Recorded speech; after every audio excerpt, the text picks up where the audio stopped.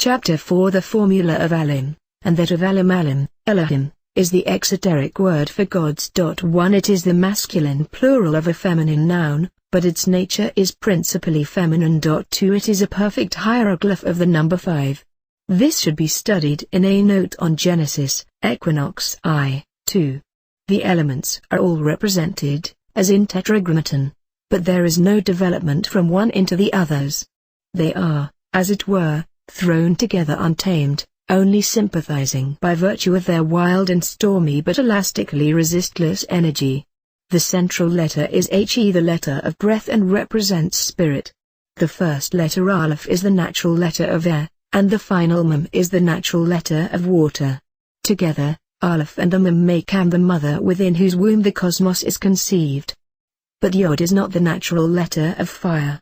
Its juxtaposition with He sanctifies that fire to the Yod of tetragrammaton.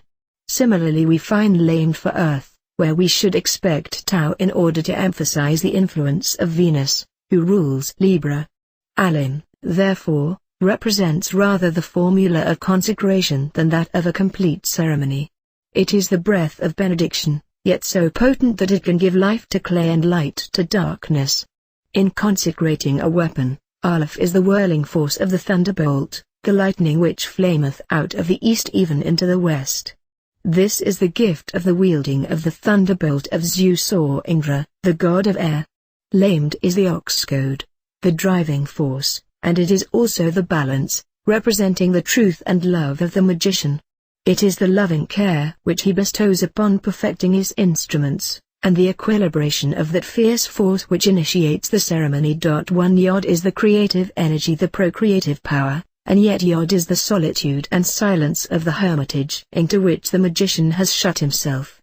Mem is the letter of water, and it is the Mem final, whose long flat lines suggest the sea at peace / not the ordinary, initial and medial, Mem whose hieroglyph is a wave M.2, and then, in the center of all, broods spirit, which combines the mildness of the lamb with the horns of the ram, and is the letter of Bacchus or Christ. 3. After the magician has created his instrument, and balanced it truly, and filled it with the lightnings of his will, then is the weapon laid away to rest, and in this silence, a true consecration comes.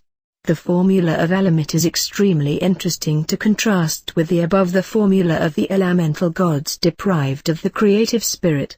One might suppose that as ALIM is the masculine plural of the masculine noun El, its formula would be more virile than that of ALIM, which is the masculine plural of the feminine noun ALH. A moment's investigation is enough to dissipate the illusion.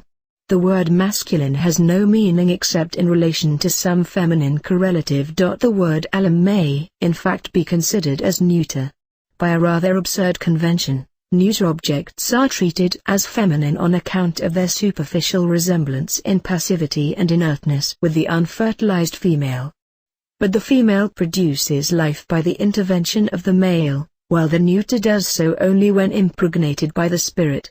Thus we find the feminine AMA becoming AMA1 through the operation of the phallic Yod, while ALIM, the congress of dead elements, only fructified by the brooding of spirit.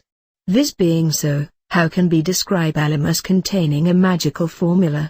Inquiry discloses the fact that this formula is of a very special kind. The word adds up to 81, which is a number of the moon. It is thus the formula of witchcraft, which is under Hecate.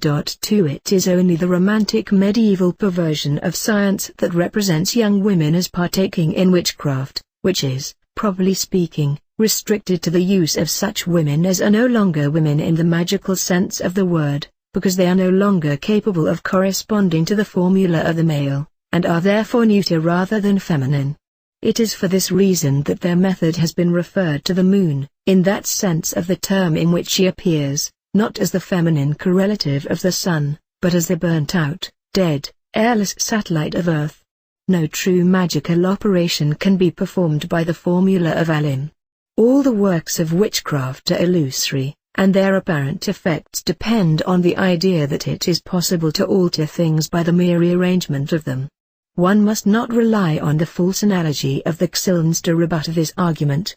It is quite true that geometric isomers act in different manners towards the substances to which they are brought into relation.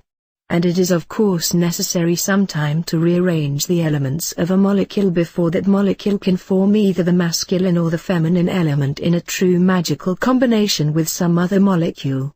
It is therefore occasionally inevitable for a magician to reorganize the structure of certain elements before proceeding to his operation proper. Although such work is technically witchcraft, it must not be regarded as undesirable on that ground, for all operations which do not transmute matter fall strictly speaking under this heading. The real objection to this formula is not inherent in its own nature. Witchcraft one consists in treating it as the exclusive preoccupation of magic, and especially in denying to the Holy Spirit his right to indwell his temple.